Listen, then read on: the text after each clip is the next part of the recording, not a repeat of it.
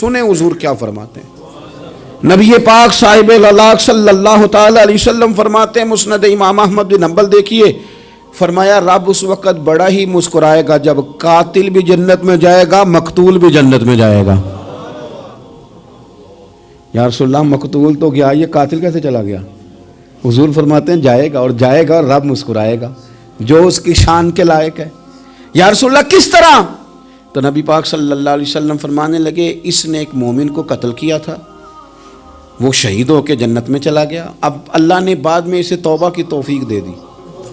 پہلے اس نے کلمہ پڑھا، پھر یہ میدان میں اترا، کافروں سے لڑا، یہ شہید ہوا، رب نے اسے بھی جنت دے دی۔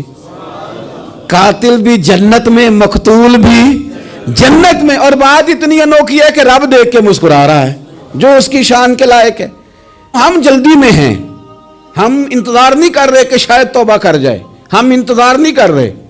حضرت بہاءاللہ نقشبند بخاری رحمۃ اللہ علیہ فرماتے ہیں میں حج کرنے گیا تو وہاں میں نے ایک آدمی کو کروڑوں کا کاروبار کرتے دیکھا، تو میرے دل میں خیال ہے یہاں بھی اللہ اللہ کرنی چاہیے تھی، دنیا داری کر رہا ہے۔ لیکن فرماتے ہیں حج سے فارغ ہوئے تو میں نے دیکھا وہی بندہ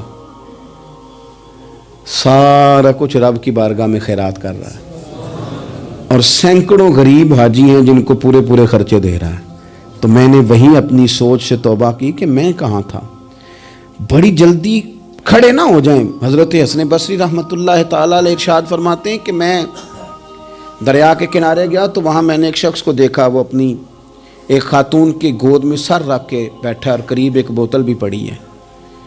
میرے دل میں معاذ اللہ خیال آیا کہ دیکھو کس انداز میں ایک عورت کے ساتھ یہ ہے، اور پاس بوتل بھی پڑی ہے، جانے شراب ہے۔ کہتے میں سوچ ہی رہا تھا کہ اچانک ایک کشتی آ رہی تھی دریا میں، وہ ہج کو لے کھائے، کشتی میں 4-5 لوگ تھے، وہ دریا میں ڈوبنے لگے۔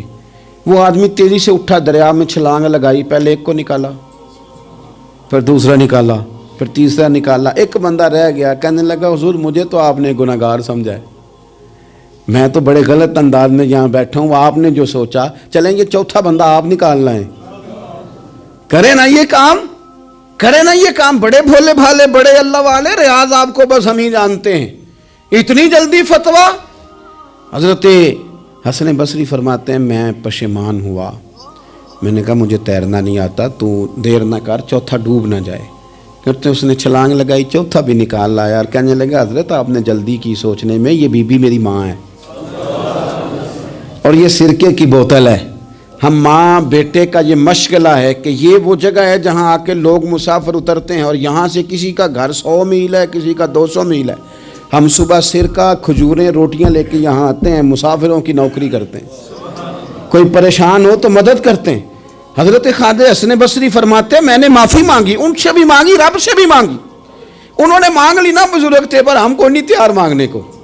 ہم ہر وقت بدگمانیاں، وہ فلانا فلانے جرم کرتا تھا، میں اسے اب کیسے نیک مان لوں؟ بھئی اب وہ نمازی ہے، خدا کے گھر آتا جاتا ہے، اب اللہ کی بارگاہ میں حاضر ہوتا ہے، جب رب نے معاف کر دیا تو بھی سوچ بدل جا۔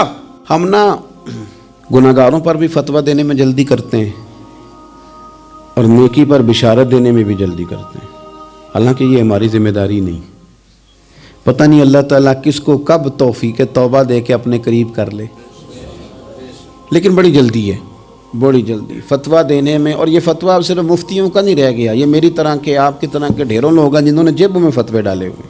بھئی آپ نے کیوں ذمہ داری لے لی ہے جنت میں داخل کرنے کی اور نکالنے کی؟ یہ تو میرے رب کریم کا کرم ہے، وہ جس کو چاہے جب چاہے جتنا چاہے عطا کرے۔ لیکن کچھ لوگ نا بڑے پکے ہو گئے ہیں کہ شاید جو میں سوچ رہا ہوں وہی درست ہے۔ کبھی کبھی کچھ چیزیں عجیب بھی ہوتی ہیں، لہذا خدا کی رحمت پر بھروسہ کر کے بات کرنی چاہیے، اپنی مرضی کے فتوے نہیں داغنے چاہیے۔ وہ دیکھو جی فلانا بندہ یوں کر رہا ہے، آپ کو پتہ ہی نہیں پوری بات کا، آپ کو علم ہی نہیں پوری بات کا۔ لیکن میرے عزیز اتنی جلدی نہ کریں، سوچوں کا صاف ہونا، ذہنوں کا پاک ہونا، اور لوگوں کے بارے میں گمان کا اچھا ہونا، میں کہتا ہوں کہ ہم اپنی غلطیوں سمیت اپنے آپ سے بڑا پیار کرتے ہیں، اور دوسرے کی ایک غلطی نظر آ جائے تو ہمیں گھن آنے لگ جاتی ہے۔ آپ جلدی نہ کریں، مالک نے موقع دیا ہے بندوں کو، نہ وہ کسی کا رزق چھین رہا ہے، نہ سانسیں چھین رہا ہے، وہ اپنی زمین پہ چلنے بھی دے رہا ہے، رہنے بھی دے رہا ہے۔ تو جب اس نے موقع دیا ہے، آپ بھی تھوڑا موقع دیں۔